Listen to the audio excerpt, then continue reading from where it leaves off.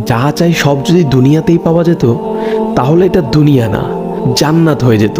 কিছু এলোমেলো ঝড়, কষ্টের দমকা হাওয়া, কিছু অপ্রাপ্তির ভিড় তোমায় কষ্ট দিবে, যন্ত্রণাগুলো পাহাড়ের মতো দেখবে, মাঝে মধ্যে বুকটা ভারী হয়ে আসবে। তবে কখনোই হতাশ হইও না, ভেঙে পড়ো না, কারণ এটাই দুনিয়া। এখানে সব চাওয়া পূরণ হবার নয়। মন যা চায় তাই যদি পেতে চাও তবে অবশ্যই তোমায় জান্নাতে যেতে হবে। সেখানে তোমায় আর কোনো কষ্টই ছুতে পারবে না।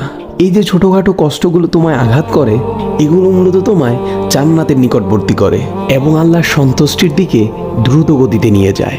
আর এখানে সুখ দুঃখ কোনোটিই স্থায়ী নয়। এখানকার সব কিছুই সাময়িক, আর আখেরাত হলো চিরস্থায়ী। সেখানকার সুখ দুঃখ চিরস্থায়ী। ক্ষণস্থায়ী কষ্টগুলোর ব্যাপারে অত চিন্তা করে কি লাভ? আল্লাহ সুবহানাহু ওয়া তাআলা বলেন, জান্নাতে তোমাদের জন্য তোমাদের মন যা চাই তাই আছে। তোমরা যে জিনিসের আকাঙ্ক্ষা করো তোমাদের জন্য সেখানে তাই আছে। সূরা ফুসসিলাত আয়াত নাম্বার 31। তাই স্বপ্নগুলো আখিরাতের জন্য বাঁচিয়ে রাখো।